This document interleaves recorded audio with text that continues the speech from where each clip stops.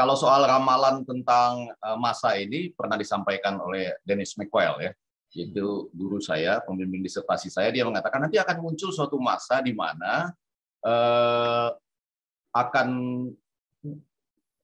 tampil kebebasan yang luar biasa, seakan-akan tidak ada lagi ruang redaksi, di mana semua orang itu bisa mempunyai kanalnya masing-masing, gitu.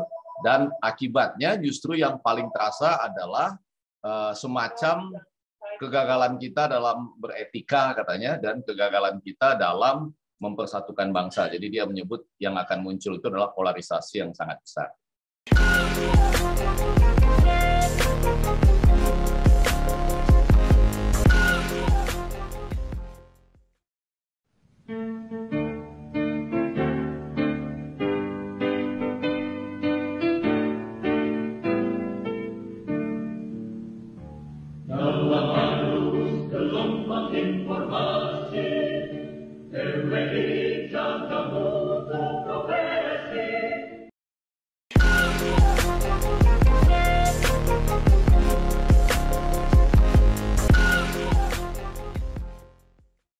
Assalamualaikum warahmatullahi wabarakatuh.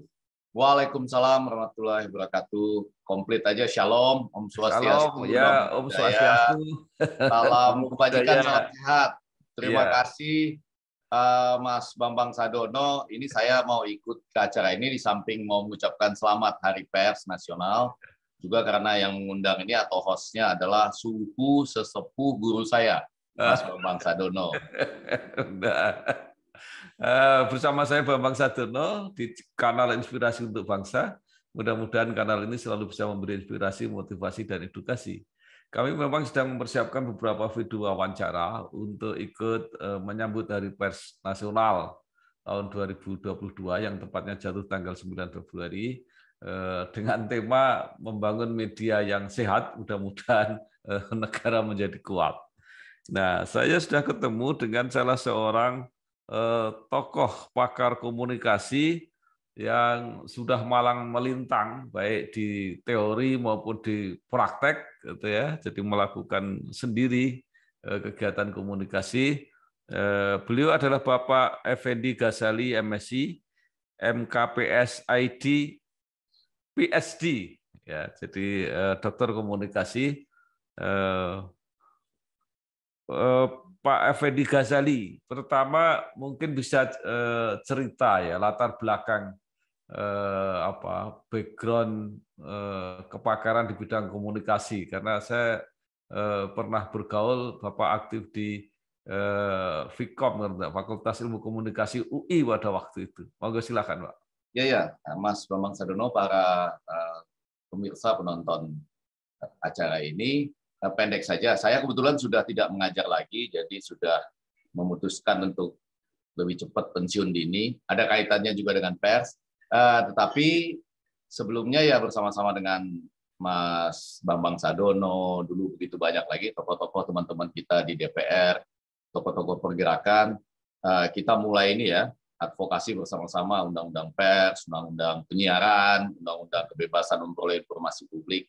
Saya S1-nya di Ilmu Komunikasi Universitas Indonesia, kemudian S2-nya juga di Ilmu Komunikasi, menulis tentang budaya televisi, S2 lagi di International Development, Cornell University, ITHAK, dan S3-nya itu Joint Dissertation Committee Members, jadi pembimbing disertasinya ada 2 dari Cornell, ada 2 dari Nijmegen, kemudian 1 dari Leuven, 1 lagi 2 dari University van Amsterdam. Jadi gabungan antara Radboud Nijmegen University. Waktu saya di sana masih Nijmegen University, mengambil komunikasi politik. Disertasi saya itu komunikasi tentang politik dan politik komunikasi di Indonesia. Kurang lebih seperti itu.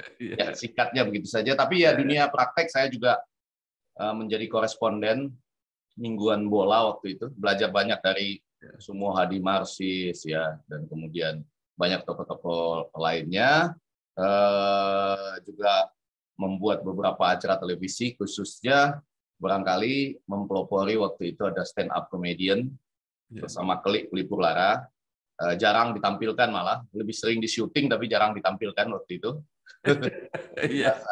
Yang lama sekali. Kemudian berbasis pada beberapa tulisan di jurnal-jurnal internasional, kami membuat acara Republik Mimpi. Dan itu menjadi acara parodi, satu-satunya acara televisi Indonesia yang memenangkan Asian Television Award. Jadi penghargaan untuk acara televisi di Asia. Pendek saya, kira-kira begitu, Mas. Berasaskan dasar negara kita, takwa kepada Tuhan Esa. Persatuan jelas, kesatuan benar, demi bangsa, demi negara. Iya, baik Pak Effendi Ghazali. Dulu ketika kita aktif ya mengawal undang-undang pers, undang-undang penyiaran, kan belum terbayangkan kalau dunia media akan terjadi seperti ini saat ini. Nah, saya juga ingin pendek aja tanya kepada pakarnya. Ini masyarakat kan di dalam situasi yang apa ya, seringkali gagap, bingung menghadapi informasi yang banjir melimpah ruah seperti ini. Padahal informasi itu kan penting untuk minimal menentukan sikap, kemudian mengambil keputusan, mengambil langkah. Nah, sebagai pakar nih, apa saran Prof. Effendi Ghazali? Ya, saya selalu ingat apa yang disampaikan oleh profesor saya, Michael Shapiro, kalau soal dampaknya. Tapi kalau soal ramalan tentang masa ini pernah disampaikan oleh Dennis McQuail, ya, yaitu guru saya, pembimbing disertasi saya. Dia mengatakan nanti akan muncul suatu masa di mana akan tampil kebebasan yang luar biasa, seakan-akan tidak ada lagi ruang redaksi, di mana semua orang itu bisa mempunyai kanalnya masing-masing, gitu. Dan akibatnya justru yang paling terasa adalah semacam kegagalan kita dalam beretika, katanya, dan kegagalan kita dalam mempersatukan bangsa. Jadi dia menyebut yang akan muncul itu adalah polarisasi yang sangat besar. Nah, sebetulnya Mas Bambang, pada waktu kita dulu bersama-sama itu mengadvokasi undang-undang penyiaran, undang-undang pers itu, untunglah kita kemudian segera juga mengadvokasi undang-undang kebebasan memperoleh informasi publik. Jadi itu salah satu obatnya. Tapi secara teori itu sudah diramalkan, dan apakah dia mengguncang kehidupan pers? Saya rasa jawabnya iya. Nah, sekarang tadi pertanyaan saya, sebagai khalayak media, apa yang harus dilakukan sekarang dalam memilah-milah informasi ini? Nah, yang pertama menurut saya, sekaligus salam saya, karena saya percaya masih sangat banyak teman-teman jurnalis yang baik, gitu ya. Walaupun mereka kadang-kadang suka diam nih, jurnalis yang baik suka diam, suka kalah oleh, kan gampang sekarang nih untuk menguasai media itu ya secara umum. Orang itu di samping memiliki media sendiri, kan lebih gampang menciptakan media sendiri, punya kanal sendiri dengan berbagai platform atau berbagai jenis kanal yang ada, terus ditambah lagi dengan memperbanyak buzzer gitu ya, pendengung gitu. Nah, tetapi satu-satunya cara menurut saya adalah akurasi. Akurasi dan akurasi. Kalau boleh 3 kali itu disebutkan. Dia sudah mewakili cara pertama, kedua, dan ketiga. Karena A-nya, di tengah saya menonton dengan Ilham Bintang ya, dengan suhu kita juga soal disrupsi itu, disruption itu, kan kecepatan menerobos ruang dan waktu yang paling utama. Seringkali akurasi menjadi sangat tertinggal. Lalu yang kedua, akurasi itu justru tersedia banyak karena kalau boleh B dan C-nya, B-nya kan justru sekarang tersedia begitu banyak data. Orang bilang mbah googling, atau segala pencarian yang lain itu tersedia. Dan sekali lagi saya say, kalau ragu-ragu, gunakan kebebasan memperoleh informasi publik supaya dapat data yang kuat. Karena pada ujungnya nanti saya percaya dengan jawaban A, B, C itu akurasi, akurasi, dan akurasi, maka percayalah kata kedua guru saya tadi, baik Dennis McQuail maupun Michael Shapiro, pada ujungnya orang akan membuat sebuah batasan mental. Jadi artinya gini, Mas Bambang, dia akan mengatakan media yang ini nggak terlalu perlu dibaca, yang ini yang masih mempertahankan akurasi, kurang lebih begitu. Bahkan pelan-pelan orang mengatakan, ya udahlah, nggak usah terlalu percaya sama buzzer. Buzzer itu memang begini dan lain sebagainya.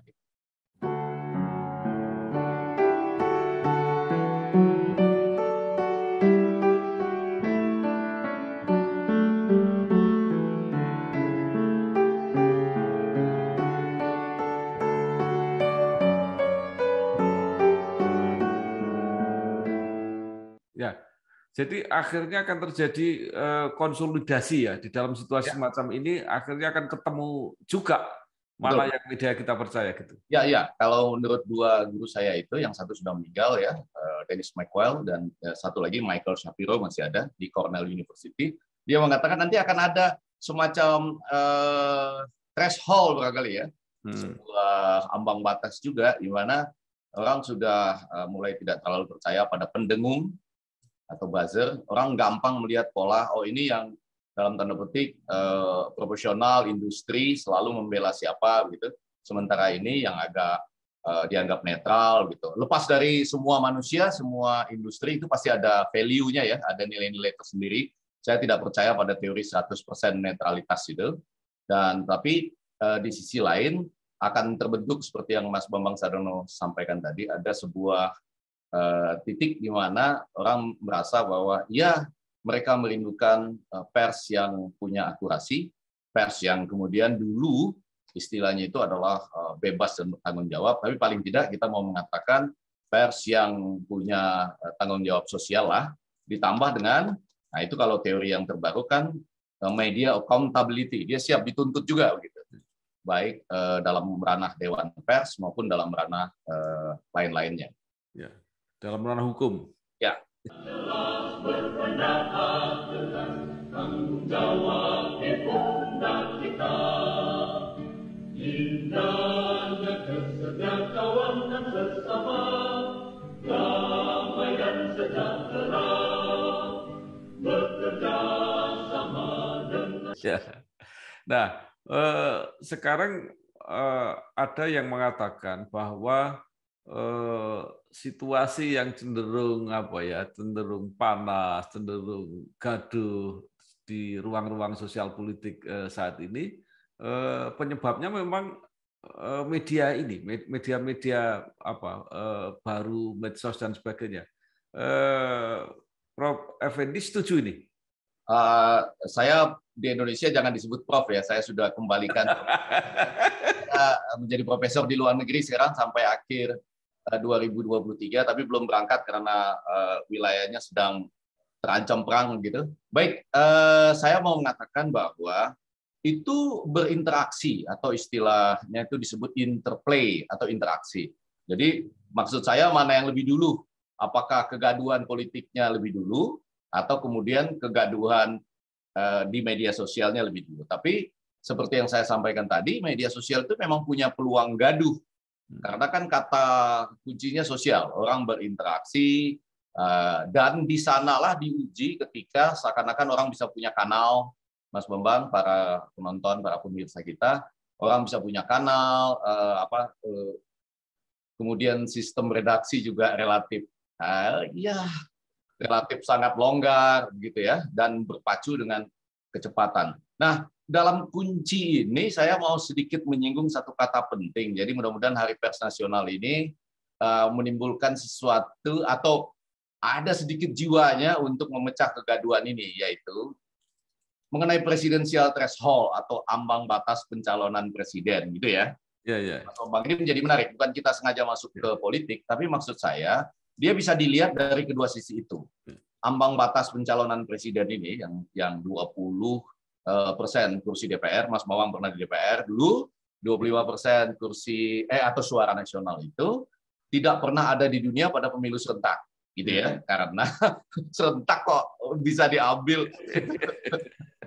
suatu syarat pencalonan dari 5 tahun yang lalu. Nah, akibatnya bangsa kita hanya punya 2 calon presiden, lalu muncullah residu kampret dan cebong itu ya, walaupun di DKI Jakarta pada waktu 3 pun masih muncul hal yang sama gitu pada waktu pilkada.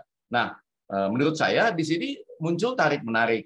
Ketika ada persoalan ambang batas pencalonan presiden itu, media kita seperti sangat kurang loh menyampaikannya kepada publik, betul ya? Sehingga kalau Mas Bambang dan saya sama-sama jujur, coba kita tanya kepada kaum milenial misalnya. Berapa persen dari mereka yang mengerti ambang batas presiden itu apa sih gitu? Itu sangat sedikit sekali. Lalu lebih daripada itu, apakah media tidak punya keharusan moral menurut saya untuk menjelaskan bahwa tidak ada pemilu serentak di dunia yang memiliki ambang batas pencalonan presiden karena itu tidak tidak ada logikanya. Dan lebih daripada itu, akibat atau residunya kemudian mempengaruhi media kita. Ini saya gunakan sebagai contoh untuk memperlihatkan tadi interplay atau interaksi, Mas Bambang dan para pemirsa kita, mana yang lebih dulu, politik dulu atau media dulu? Apakah kegaduhan dari politik dulu atau media bisa mengantisipasinya? Ya, jadi dalam konteks yang seperti ini, maka muncul pertanyaan lain. Bahkan saya bisa memancing para pemirsa atau Mas Bambang juga untuk melihat bahwa sejarah presidensial threshold ini ditulis secara keliru juga di banyak media. Yeah. Ada sebuah media yang sangat besar menulis angka-angka yang keliru tentang presidensial threshold itu balik-balik, mana yang 20%, mana yang 25%. Bahkan ada lagi media besar lainnya, .com semua ini, itu misalnya tidak menjelaskan bahwa pada saat Pak SBY dan Pak Yusuf Kala maju sebagai calon presiden dan calon wakil presiden, walaupun undang-undangnya pada waktu itu memang mengatakan 15% kursi DPR dan 20% suara nasional, tapi ada aturan peralihan yang pada pasal 101 yang mengatakan cukup maju dengan 3% kursi DPR dan 5% suara nasional misalnya. Itu yang menyebabkan pasangan Pak SBY dan Yusuf Kala bisa maju dan kita bisa punya 5 pasangan calon presiden. Maksud saya, sudahlah kita mengalami interaksi antara kegaduhan politik dan potensi kegaduhan media sosial. Nah, media kita juga tidak akurat menggambarkan ini, sehingga seakan-akan Pak SBY dan Yusuf Kala pun itu dulu maju dengan presidensial threshold 15% dan 20% misalnya, yang kemudian dimakin tinggikan menjadi 20 dan 25%. Jadi ini sudahlah susah dipahami. Media kita tidak akurat, membuat kita sampai saat ini ya di sini saja di lingkaran yang seperti itu. Hidup lagi asik pakai lebih, semua ada di lebih. Hidup lebih asik pakai lebih, hidup lebih asik pakai lebih. Ya, Pak Effendi Ghazali, kemarin saya diskusi dengan Pak Ilham. Justru ada gejala media-media mainstream itu memang cari aman. Jadi banyak informasi yang sangat strategis yang digunakan para pemimpin negara ini justru berasal dari media sosial yang berani menyatakan fakta-fakta lebih konkret. Bapak menangkap juga kesan bahwa media mainstream ini kadang-kadang cari aman juga? Sebetulnya kalau pada gulirannya menjadi sesuatu yang panas, heboh begitu, tidak juga, Mas Bambang. Seringkali media mainstream itu ikut juga, media arus utama ikut juga kalau gulirannya sudah menjadi panas, seakan-akan yang membaca sangat tinggi gitu. Tapi secara umum saya setuju dengan salah satu begawan kita, Pak Ilham Bintang, bahwa memang di media sosial ini, karena saya katakan tadi, kecenderungan punya kecepatan buat menerobos ruang dan waktu, kalah bersaing dengan yang lain, ditambah sudah ada selera tren tentang hal-hal yang berbau setidaknya itu mengejutkan gitu, maka luncuran informasi-informasi penting itu terlihat informasi-informasi yang relatif katakanlah bisa mengganggu hubungan dengan penguasa itu lebih banyak mungkin meluncur dari media sosial, apalagi kemudian bentuknya adalah podcast atau saluran-saluran kanal-kanal pribadi gitu, yang kemudian baru mendapat artikulasi atau guliran yang lebih dahsyat kalau itu bermasalah dengan penguasa biasanya. Iya.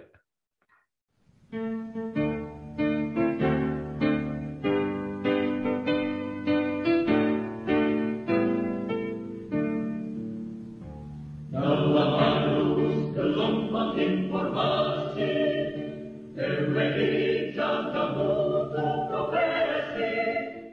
Nah, menurut Pak Effendi Ghazali, apakah memang pemberitaan di media digital, media sosial ini yang seolah-olah seperti memicu masyarakat kita, kalau kita itu lebih sensitif gitu ya, lebih mudah terprovokasi gitu. Benar nggak itu kira-kira? Sensitivitasnya dibangun dari kedua sisi berarti. Ini pernah didiskusikan pada sebuah kanal yang disebut jadi ILC Perjuangan ya.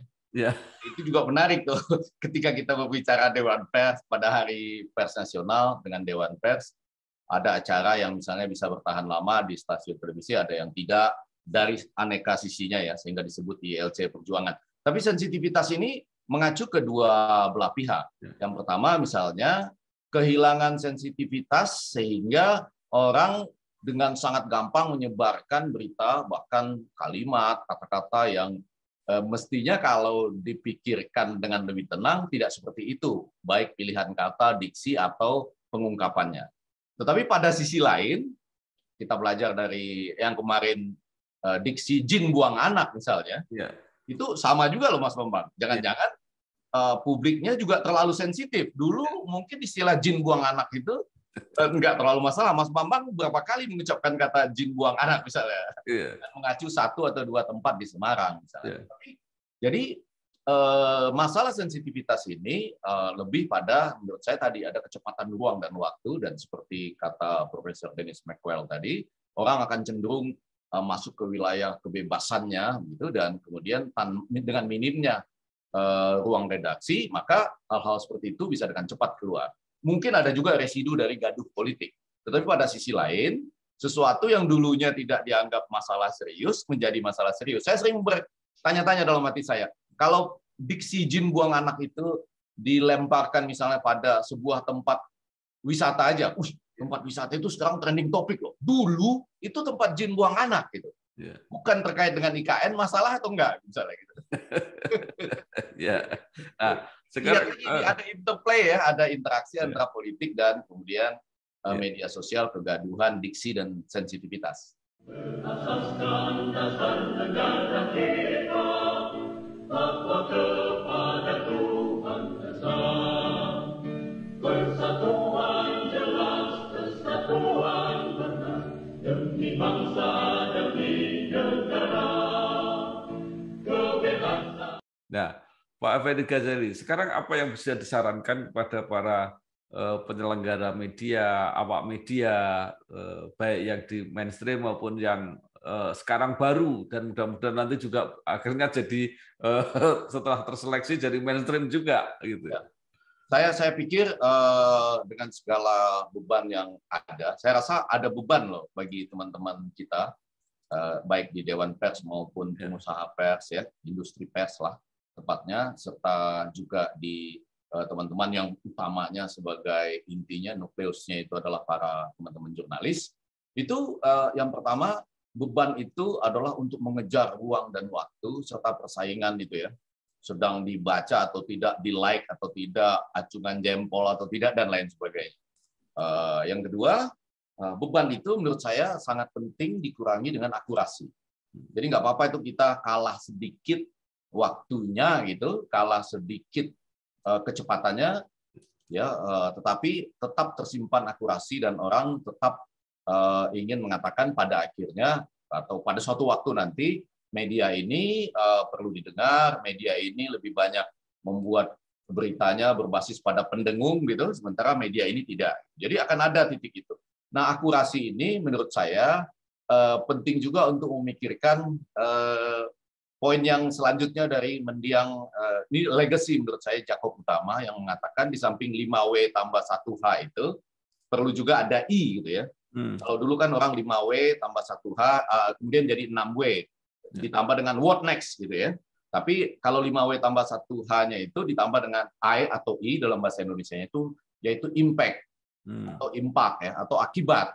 Karena sekali Anda tidak akurat gitu, saya cerita pribadi sedikit saja ya, Mas Bambang juga tahu bahwa terakhir itu saya Effendi Ghazali dinyatakan mendapat kuota bansos 162.250 melalui PT apa gitu. Dan itu diperoleh katanya dari potongan BAP. Nah, itu saya agak kecewa sekali ya, karena begini maksud saya, ini pasti fitnah dan hoax karena di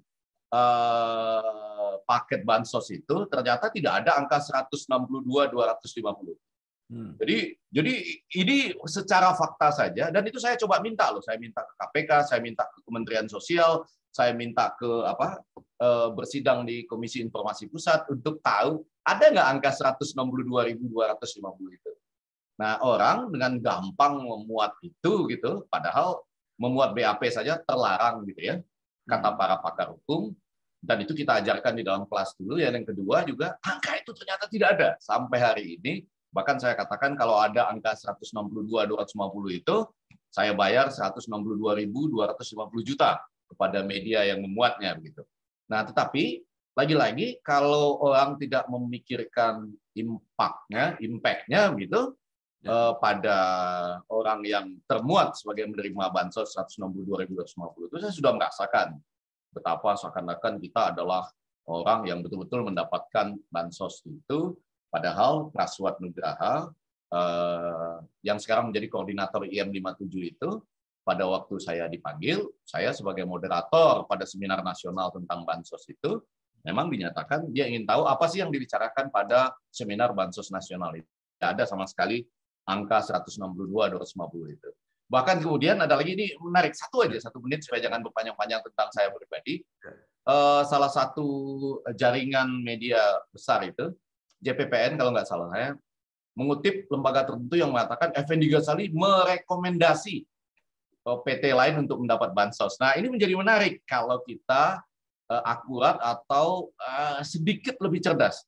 Saya kenapa bisa merekomendasi ya? Saya ini tidak ada power relation, relasi kuasa.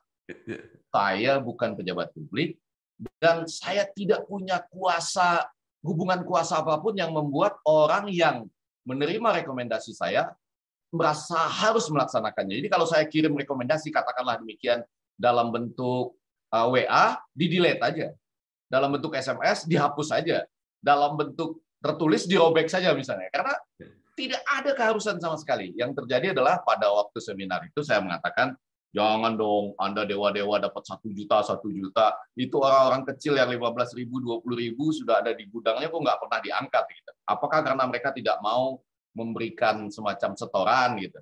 Ya, jadi maksud saya menjawab pertanyaan Mas Bambang tadi, mohon maaf sedikit curhat di situ. Saya cuma ingin mengatakan akurasi, saya rasa itu yang nanti akan membedakan. Karena seperti tadi, soal presidensial threshold itu, saya jadi kecewa untuk baca bahwa ada sebuah media yang besar. Nanti Mas Bambang atau yang nonton coba buka lagi, cari gitu, sejarah presidensial threshold. Media besar kok salah gitu. Dan banyak juga media besar yang tidak menulis bahwa Pak SBY dan JK itu dulu maju dengan ambang batas hanya 3% kursi DPR dan 5% suara nasional. Jadi seakan-akan dibuat sejak dari zaman Pak SBY pun itu sudah 15 dan 20% gitu. Yang sekarang ditinggikan jadi 20 dan 25%. Jadi kata kuncinya akurasi kalau menurut saya, Mas Bambang. Ya. Jelas berpendapat dengan tanggung jawab di pundak kita. Indahnya kesetiaan kawanan sesama, damai dan sejahtera, bekerja sama dengan. Baik, saya kira dunia pers Indonesia terbantu dengan perjuangan Pak Effendi Ghazali untuk membuktikan bahwa apa yang ditulis itu salah. Tetapi itu kan harus ada mekanisme bahwa siapa yang salah, apakah kena sanksi profesional atau bahkan kena sanksi hukum. Kalau itu tidak dilakukan, berarti ada sistem yang tidak sehat atau salah. Jadi menurut Pak Effendi Ghazali, apa yang harus dilakukan oleh organisasi-organisasi di bidang pers, organisasi kewartawanan, Dewan Pers dan sebagainya untuk menghadapi kasus ini, kebetulan narasumber bisa jadi masyarakat yang terzolimi oleh media? Saya rasa sementara ini teman-teman Dewan Pers kita sudah melakukan fungsi-fungsi yang dihadapi dengan tantangannya dengan baik. Sekali lagi saya katakan ada juga beban yang sama ya. Yang jangankan teman-teman di Dewan Pers atau para sesepuh begawan di pers seperti Mas Bambang Sadono, Mas Ilham Bintang, Bang Ilham Bintang dan lain-lain ya, Atal Depari. Semuanya itu kita sedang, bahkan teman-teman yang melakukan penelitian di ilmu komunikasi juga sedang merasa kita harus melakukan upaya-upaya meneliti lebih baik untuk menjawab pertanyaan Mas Bambang Sadono tadi. Tapi betul, jalur hukum, jalur yang disebut sebagai media accountability juga menurut saya menjadi penting. Undang-undang ITE itu punya dua sisi selalu ya. Pada satu sisi dengan pasal karetnya misalnya mengancam kebebasan berpendapat. Betul Mas Bambang Sadono ya. Tapi di sisi lain dia juga menjamin bahwa orang lain nggak boleh sesuka-sukanya berbicara atau sesuka-sukanya menampilkan hal-hal yang tidak akurat terhadap pihak-pihak yang bisa terkena impact dari hal-hal tersebut. Jadi di satu sisi ada undang-undang ITE. Kita sama-sama harus belajar nih. Apakah harus direvisi, dan nanti kalau direvisi pun tidak pernah menemukan satu titik kepuasan antara pengguna maupun mereka yang harus melakukan penegakan hukum, bahkan di tengah-tengah yang melakukan mediasi. Nah, pada kasus mediasi saya ada yang menarik, Mas Bambang Sadono. Ini menarik. Terima kasih Dewan Pers setelah memeriksa kasus yang saya ajukan, karena 162.250 itu ada 2 yang dijatuhi sanksi oleh Dewan Pers. Tapi yang menjadi menarik bukan itu. Pada waktu mediasinya, salah seorang pemimpin dari media yang sangat besar itu mengatakan begini. Jadi, Pak Effendi Ghazali, kami mendapatkan informasi BAP itu dari kehumasan sebuah lembaga. Jadi coba bayangkan sebuah lembaga humasnya menyampaikan berita bohong tentang BAP yang palsu itu, atau setidaknya BAP yang menurut orang hukum harus direkonsiliasi. Nah di situ saya bingung tuh Mas Bambang Sadono. Kalau itu masih ada rekamannya. Di sidang mediasi itu ada Bapak Ilham Bintang, Bang Wina Armada, dan teman-teman Dewan Pers lah gitu ya. Itu ada rekamannya. Jadi ada sebuah lembaga yang memberikan semacam informasi kehumasan kepada wartawan untuk memuat tentang sebuah BAP bohong itu, atau BAP yang harus direkonsiliasi, yang isinya Effendi Ghazali mendapat jatah 162.250 bansos. Pertanyaan saya, kalau sudah seperti itu harus bagaimana? Dewan Pers sudah menjatuhkan, ya kan, bahwa 2 media yang terlapor itu dikenai pelanggaran kode etik. Tapi pertanyaan saya terhadap lembaga yang menyelenggarakan kehumasan dan memberikan itu bocoran BAP palsu itu BAP hoax itu apa yang bisa dilakukan ya? Ini pelajaran penting loh. Dewan Persnya sudah oke, tapi masih ada institusi lain yang bisa menggunakan segala macam kegaduhan ini untuk jadi alat pemukul juga, menjatuhkan reputasi orang. Itu menarik karena ini Hari Pers Nasional. Tadi saya singgung soal presidensial threshold terkait akurasi. Sekarang saya singgung juga kemungkinan menjadikan alat pemukul, dan ini ada pada rekamannya, ada pada sidang mediasi Dewan Pers. Untuk diteliti menarik ini, dinyatakan oleh salah satu pemimpin media besar yang terlibat di sini.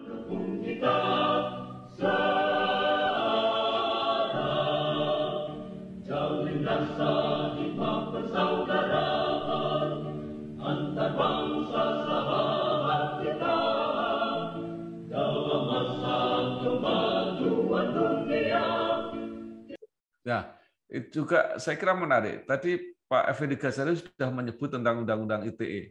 Mungkin Pak Effendi Ghazali sudah memikirkan atau merenungkan undang-undang di bidang media kita, apakah Undang-Undang Pers, apakah Undang-Undang Penyiaran, Undang-Undang ITE, itu apa yang perlu disempurnakan untuk menghadapi masalah-masalah seperti ini?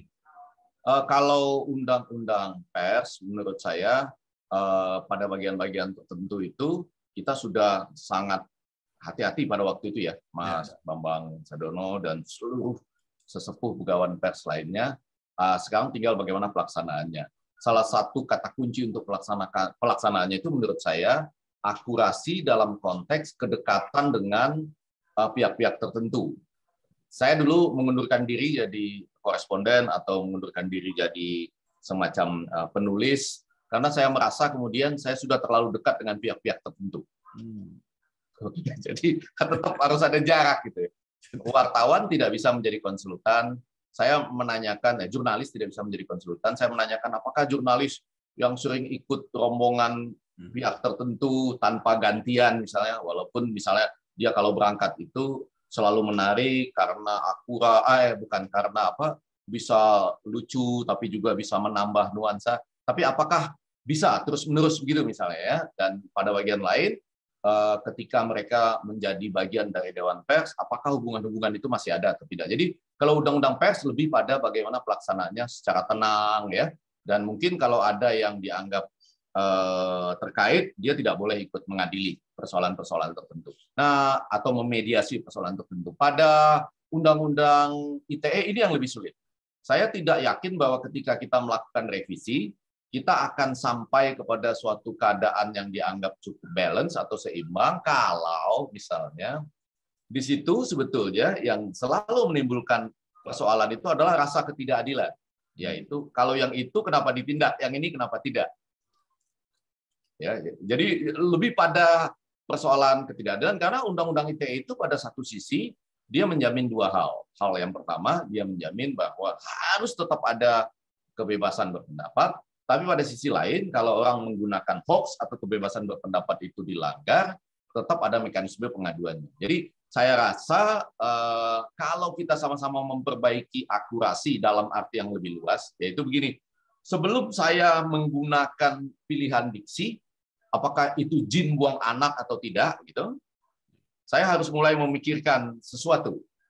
Jadi artinya kata-kata ini nanti bisa digunakan buat ngelawan saya, atau bisa dianggap masuk ke ujaran kebencian atau pencemaran nama baik. Jadi saya harus setidaknya lebih mengalahkan diri pada waktu dan tidak terpancing suasana. Jadi Mas Bambang Sadono kadang-kadang gitu, kalau kita lagi bicara dengan teman-teman kasih tepuk tangan segala macam, lalu semangat. Wow, betul nggak bro? Itu tempat jin buang anak gitu. Nah, orang juga harus tahu bahwa kadang-kadang itu bisa digunakan oleh pihak lain untuk misalnya melakukan penekanan. Jadi semua orang harus berpikir sama, tapi jujur tentang Undang-Undang ITE ini kalau ditanya apakah perlu dilakukan revisi, menurut saya ya. Tapi untuk mencapai keseimbangannya menjadi tidak mudah, Mas Bambang Sadono. Justru terkait kembali dengan pertanyaan Mas Bambang Sadono tadi, bahwa saya tidak mengatakan media harus utama, tapi secara umum media kita itu saat ini sedang tidak nyaman untuk berterus terang pada penguasa. Setidaknya itu dinyatakan dalam indeks demokrasi kita yang relatif menurun belakangan ini. Penggunaan kata-kata saya juga sudah tidak nyaman juga itu ya, relatif. Tapi orang mestinya dengan melihat wajah saya dan pengucapan saya itu udah paham maksudnya gitu.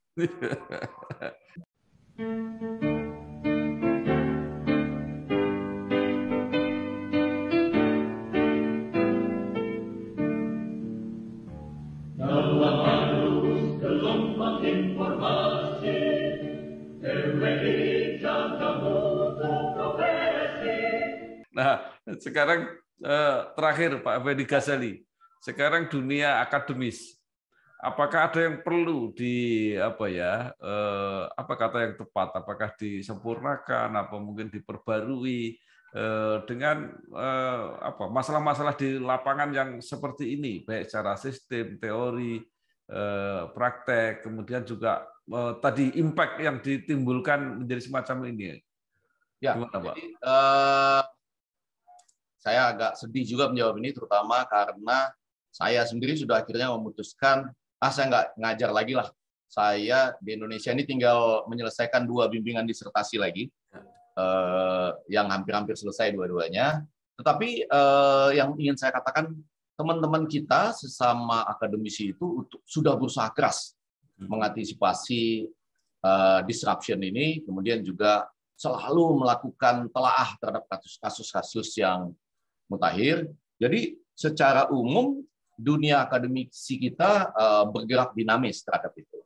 Hanya memang pada bagian tertentu saya sering menanyakan apakah kita pernah atau tidak terus-menerus mencoba menimbang antara apa yang kita ajarkan ya. Ini ajarkan ini tidak berarti harus selalu masuk kelas ya Mas Bambang Sadono ya. Ini juga sarana pendidikan karena kan lifelong education gitu atau hal-hal yang terjadi seumur hidup gitu terus ada dalam kelas, ada juga melalui sarana-sarana seperti ini. Nah, poin saya adalah kita harus terus membandingkan gitu. Saya sempat terhenyak betul ketika teman-teman jurnalis waktu itu bisa memuat BAP hoax misalnya begitu, sesuatu yang sangat kita nyatakan di dalam kelas tidak boleh dipakai gitu. ditambah lagi dengan tadi gitu.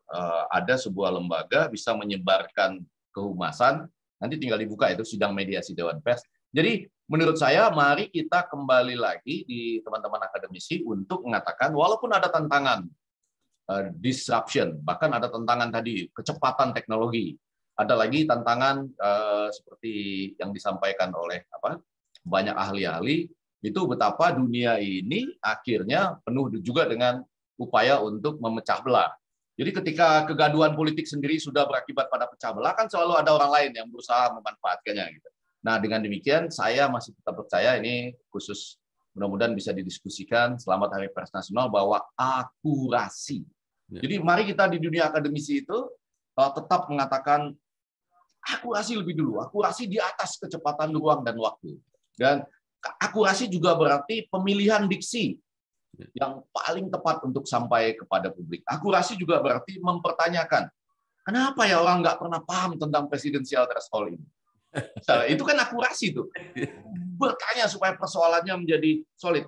Dan sekali lagi coba sama-sama kita explore Google gitu ya, betapa angka-angkanya keliru-keliru dalam presidensial threshold. Terakhir, saya teringat salah satu guru kita, Pak Ilham Bintang, mengatakan 100 tahun lagi pun belum tentu dunia pers kita bisa diperbaiki atau diselamatkan. Saya rasa ini bukan sesuatu yang yang tujuannya jelek, justru dia bertujuan pada waktu itu sangat baik, memotivasi saya supaya Anda tetap harus mengajar, ya kan? Kalau kita sama-sama nggak ngajar, Mas Bambang Sadono nggak ngajar dan lain-lain teman-teman yang lain nggak ngajar, bisa 100 tahun kita nggak bisa memperbaiki loh. Jadi artinya ada potensi perusakan pada dunia pers kita. Terima kasih Dewan Pers sudah bekerja dengan baik, teman-teman jurnalis, juga serikat penerbit, baik surat kabar ataupun mereka yang ada di asosiasi televisi, kemudian juga asosiasi media cyber, itu semua sudah bekerja keras. Saya rasa kata kuncinya tetap akurasi. Karena godaan untuk menjadi sangat cepat, bisa menerobos ruang dan waktu, sangat disukai. Dengan akurasi juga berarti pilihan diksi ya. Itu saya tambahkan, sesuatu yang menjadi kunci dari diskusi kita pada hari ini, Mas Bambang. Asaskan dasar negara kita, takwa kepada Tuhan Esa. Persatuan jelas, kesatuan benar, demi bangsa, demi negara. Kebebasan. Ya, baik. Terima kasih sekali Bapak Effendi Ghazali, MSI, MKPS IT, PhD, pakar komunikasi, yang mudah-mudahan diskusi ini membantu kita untuk memahami apa yang sedang terjadi di dunia media dan pers Indonesia saat ini. Selamat Hari Pers Nasional tahun 2022. Saya sampaikan juga selamat Hari Pers Nasional. Mohon maaf kalau ada kata-kata yang kurang berkenan karena terlalu berterus terang. Saya masih percaya teman-teman Dewan Pers dan seluruh insan jurnalis serta para senior seperti Mas Bambang Sadono tetap bekerja untuk media sehat, negara kuat. Ya, terima kasih. Wassalamualaikum warahmatullahi wabarakatuh. Waalaikumsalam warahmatullahi wabarakatuh. Jelas berpendapat dengan tanggung jawab di pundak kita. Indahnya kesejahteraan sesama, damai dan sejahtera, bekerja sama dengan. Bu, pinjam mobil. Boleh, tapi nanti anterin ibu arisan dulu sama isin pulsa. Transferin buat bayar arisan, terus nanti ambilin cash juga. Pinjam mobil sekali, nantinya banyak. Makanya perbanyak transaksi, kumpulkan poin, lalu tukar dengan kupon undian di BNI Mobile Banking dan menangkan hadiahnya. Ya pakai nanti.